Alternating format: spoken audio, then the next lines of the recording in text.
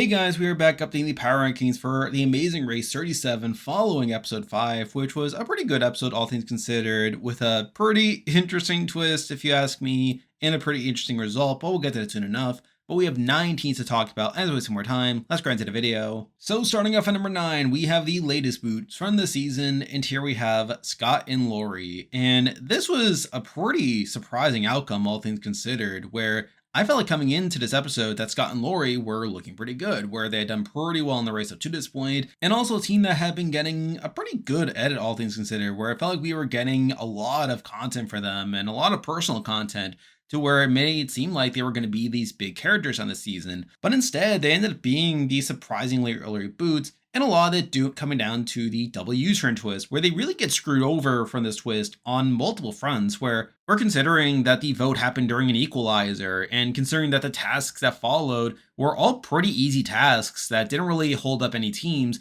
It just made it so that whoever got voted into the double U-turn was going to be automatically in the back of the pack, and at the point where Jonathan and Anna and Scott and Lori were voted into this due to being the biggest threats, it was pretty clear that one of them was going to go home by the end of it, as they didn't really have much of an opportunity to leapfrog the other teams, considering how easy the tasks were. And the fact that it's Scott and Lori that ends up going out after the edit that they had gotten is a bit surprising in my personal opinion. Now, yes, by the point where it was just the two of them left, it was pretty clear that we were going to be losing a pretty strong team here, but at the end of the day, I still feel like Scott and Lori were definitely one of the stronger racers during these first couple of legs, and they really get screwed over by the format of this leg, by the format of this twist, where even with the actual vote, it's pretty clear that Jonathan and Anna had more of the ire from the other teams, considering how they handled the driver's seat in the previous leg, but it was due to the fact that they had to vote in 2 teams, and with Scott and Lori being the bigger threats, it made it clear that they were going to be voted into that. And while there was some foreshadowing in the last episode that the other teams did see Scott and Lori as his threatening team,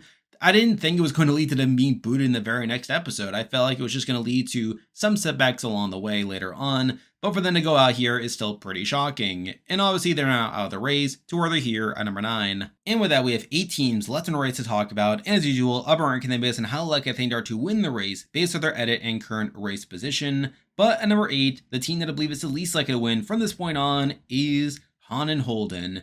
And admittedly, I don't think Han and Holden did the worst in the world here, even though I still find their leg here mostly mediocre, where they were actually the first team to get to the detour at the start of the leg, but they ended up falling to 5th place by the end of it.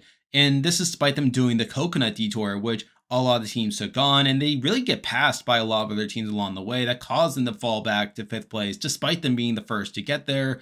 And again, I feel like other teams that are behind them have stronger edits compared to Han and Holden, where I feel like there's more of a way for them to catch up in the future compared to Han and Holden, where I feel like Han and Holden are just not a very consistent team in my personal opinion.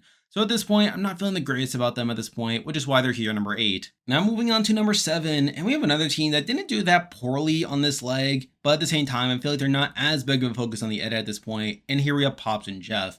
And this was actually kind of a good leg for them, all things considered, where they actually came into the detour in second to last, which was pretty interesting there. But despite this, they were able to catch up to where they were able to jump to 4th place by the time of the roadblock, and they were able to maintain that. So they actually managed a strong enough finish despite them getting off to a slow start. But at the same time, I feel like they're definitely a team that is only being shown when it's absolutely necessary. And I feel like they're not really that big of a focus in the edit beyond that. So at this point, I'm not as confident in them actually winning the season, which is why they're here at number 7. Now moving on to number 6, and we have another team that actually did pretty well on this leg, but I'm not entirely sure what to make of their chances moving forward. And here we have Brett and Mark, who ended up actually winning this leg, getting 1st place, and all that's pretty good, where they were 2nd place coming into the detour, and they were able to eventually pass the legs of Carson and Jack to eventually win the leg there. Again, all that's pretty good. And the fact that they were able to have this rebound is all pretty good there.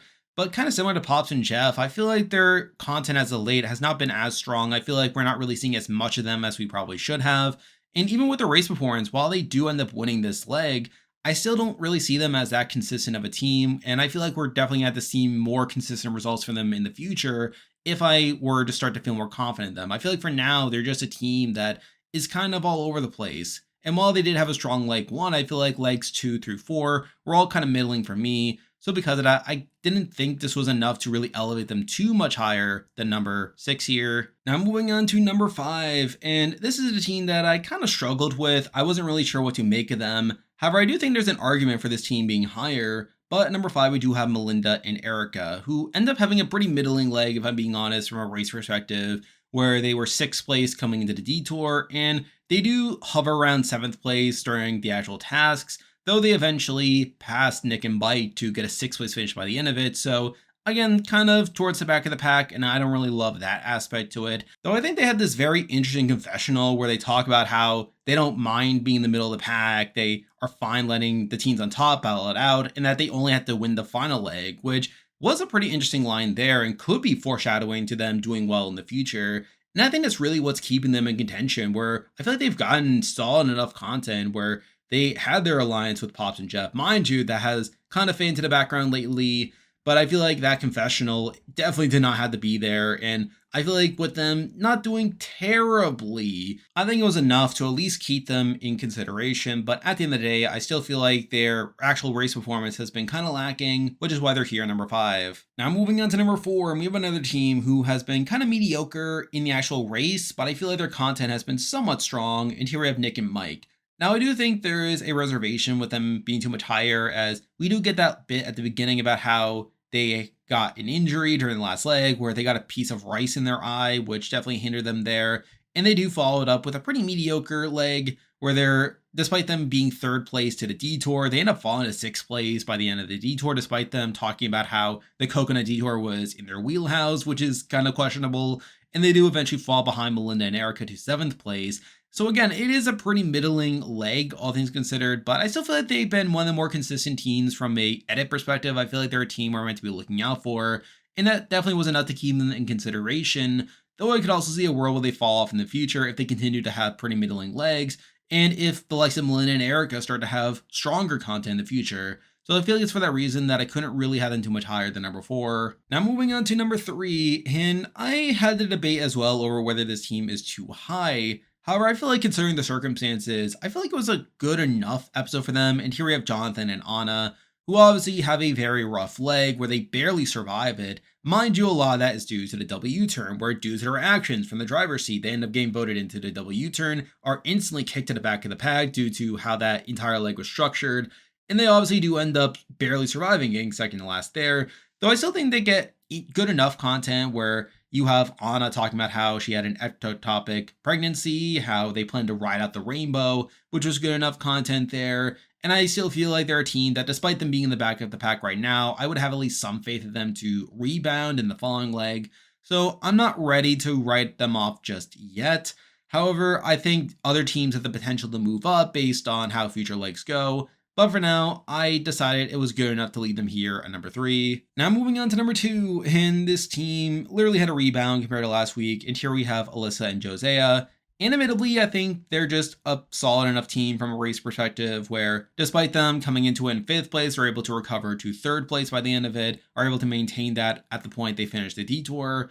And again, they just feel like you're pretty standard, competent team, a team that I would expect to do well in the future, and a team that I would expect now to do pretty well considering that Scott and Lori are the pitcher. So again, I feel like this leg didn't really do much to lower my opinion of them, and I feel like with Scott and Lori out of the way, they're definitely in a better race position now to be towards the top of the pack, but I still think that the number 1 team is one that I'm a bit more confident in, which is why they're here at number 2. And now, at number 1, the team that I believe is the most likely to win the Amazing Race, 37 at this point, is still Carson and Jack. And I feel like this was a pretty strong episode for them, where they get pretty good content early on, talking about how they've been playing the social game, how they've been building good relationships, how they want to be in the middle of the pack and not be too threatening. And that pays off here, where they're able to get through the W turn vote without getting any votes there. They get to highlight that.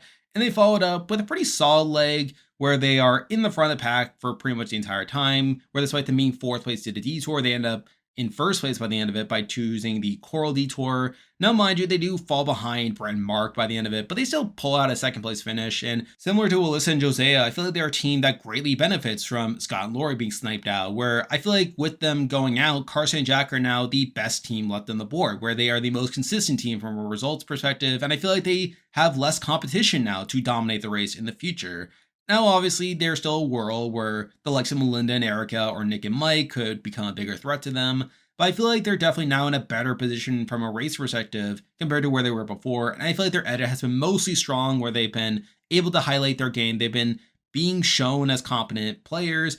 And I feel like they're a team that I still remain pretty confident in moving forward, which is why I still have them here at number one. And there we go. That'll do it for this week's video. If you like this content, be sure to like and subscribe while it helps with the channel. Now I'll be back again next week to update the Power Rankings again, so you can look forward to that.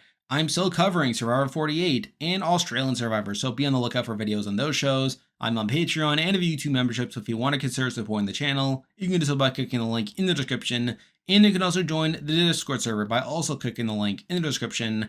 There's a lot of stuff coming your way, but for now, that is the video. See ya.